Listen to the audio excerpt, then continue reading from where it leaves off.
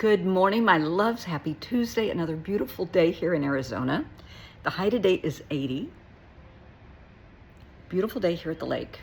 Finn is in the window on Lake Patrol watching the geese and ducks and the coots, as he does every morning. Okay, serious topic.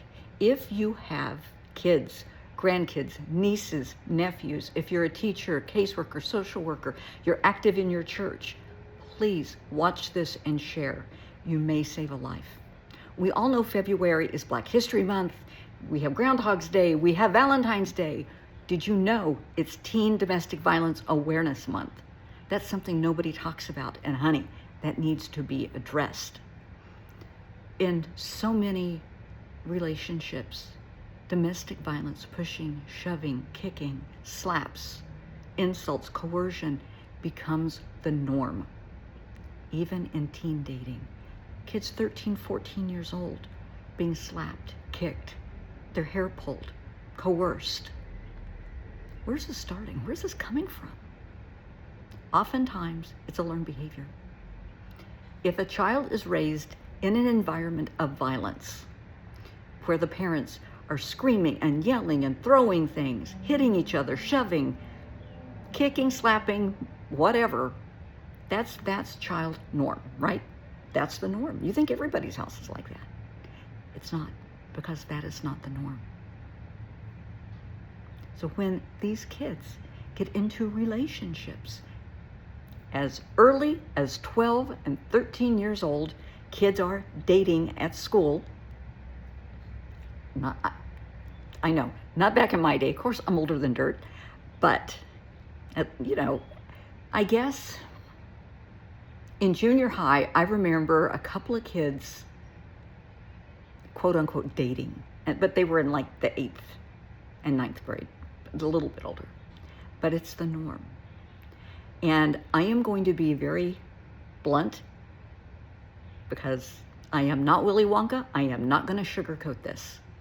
The goal of every teenage boy is to get as far as he can, as fast as he can, with as many girls as he can. And he will go to any extreme to do so. Not every, but I would say 90% of all American boys. They want to kiss and take that kiss as far as they can. They want to touch, feel, grope, etc. as far as they can. If they can get photos, that's even better. If they can have a little intimacy, physical, oral intimacy, and you know what I'm talking about, all the better. They're going to go as far as they can. They're going to push the envelope. They're going to tell the girl, oh, you're beautiful, you're so smart, you're so pretty, I love how you look, you have a beautiful body. And that is exactly what those girls want to hear. Exactly. Because the little girls want the likes. They want the attention. Absolutely. That makes them feel so beautiful. And that's so sad. I mean, not that they aren't beautiful and all of that, but there's more to you than your looks, sweetheart. Realize that. Know that people are going to try and take advantage of you. And yes, little girls do the same thing to little boys. They will try to coerce little boys into doing things for them. Absolutely, it is a two-way street, and we have to recognize that and accept it. It's happening every day. And if either party is not getting what they want, and they come from an abusive background, they're going to push and shove and hit and slap and punch and pull hair and threaten and coerce. Because that's what they've learned at home. Mom and dad do it. Their older siblings do it. I thought everybody did that. No. No. Teach your child boundaries. Nobody should touch them other than, the doctor. Once they're 12, 13 years old, nobody touches their body except the doctor. The doctor and the nurse, that's it. Mom and dad really shouldn't need to be touching them unless they're putting on cream for poison ivy suntan lotion or something like that. But teach your children boundaries. Nothing outside the swimsuit area. You teach 3-year-olds that. That's your body. Learn to say no. Because when these kids don't get their way, the violence will ramp up. And that's where sextortion can come in. The photos. Hey, send me a picture. I want to see what you look like today. Oh, you got a new swimsuit? Show me what you look like. I don't believe you have a tattoo. I don't believe you have a mole. I don't believe you have a freckle. Send me a picture. And they do. You send me a picture, I'll send you a picture. And they do. And they don't think that the recipient of that picture is going to share that with everybody they know. Because they promise, oh, I'm not going to show anybody. I promise. Yeah, right. Like the promise of a 13-year-old means a lot. And the next thing you know, photos are circulating all over the school. Text messages that the kids are saying, you know, the parties involved are saying back and forth to each other. The sexting. Screenshots all over the campus, being shared with everybody. Reputations being tarnished. Kids in tears. People threatening to send the photos to other friends, family members, if they don't get their way. Yeah, I deal with this a lot. A lot. For the past, I don't know, I would say 10 years, this has been one of the major issues in my practice, that parents and kids come to me because of sextortion, and sexual violence. Somebody being coerced into sex. Somebody saying no and somebody being forced into sex. I want you, as the parent or guardian, grandparent, aunt, or uncle, to Google the age limit in your state for statutory rape. And tell your child, male or female, that if they are involved in a sexual act with someone else and they are under the age, it depends on, on the state. For most states, it's 18. With somebody under the age of 18, even if they consent, they love this person and they consent, it's statutory rape, it's a felony, and you're calling the cops. Because nobody is going to violate your child. Bottom line. And when your child comes to you that they have been intimate with someone, tell them. Get all the facts, do not get emotional. Stay as calm as you possibly can, and that's not easy. Write down the facts. Have them write down the facts in their own words. Don't help them. Have them write it out. Have you write down your version of what they told you.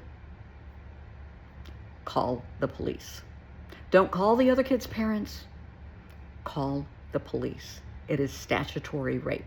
If your child is involved in sextortion, somebody threatening them because of photos, call the police. Don't go to the kid, don't go to the parents, call the police. You have to. We have to hold people accountable. We are all responsible for our own actions, inactions, attitudes, behaviors, and the consequences. Teach your kids. If you have sex before the age of whatever's appropriate in your state, 18, that is considered statutory rape. Somebody's going to jail. Bottom line. Oh, they wouldn't do that. You want to make that. Oh, yeah. Yeah. Absolutely. Also, if your child is being physically abused by anyone, punched, pinched, kicked, slapped, that's battery. Again, call the police.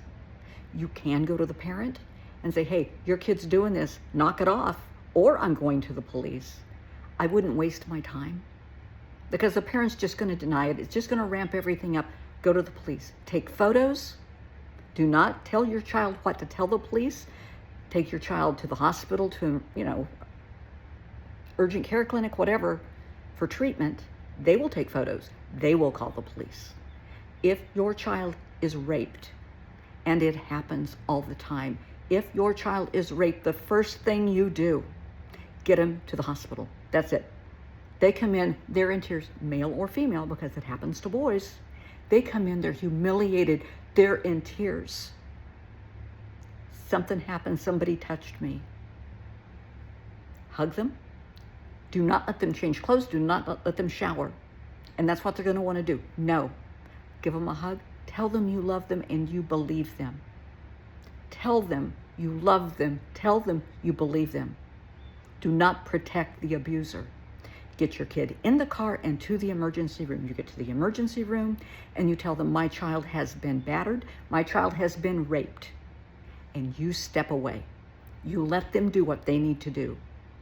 And it's not going to be fun, because I have helped on, I cannot tell you how many rape cases in the last 20 years. It's going to be humiliating. It's going to be embarrassing. They're going to take photos. They're going to take swabs. They're going to keep the clothes because of evidence. Let them do their job. They're going to ask your child a million questions over and over and over again. Be there for your child. Support your child. Your child may feel like they're being victimized all over again because nobody wants to believe them. Do not protect the perpetrator. Do not protect the abuser. Do not allow your child to tolerate disrespect, violence, rape, sexual coercion. The answer is no. If somebody really genuinely cares about them, genuinely loves them, they will respect those boundaries.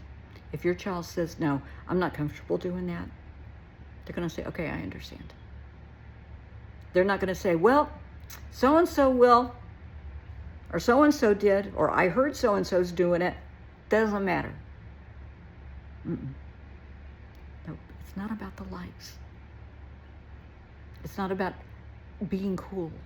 It's about your body, your child's body, your child's self-esteem. Because how the situation is handled is setting them up for what's going to happen in the future. Teach your child boundaries early on.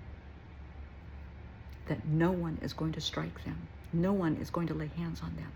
Not going to happen. And if they do, there are consequences.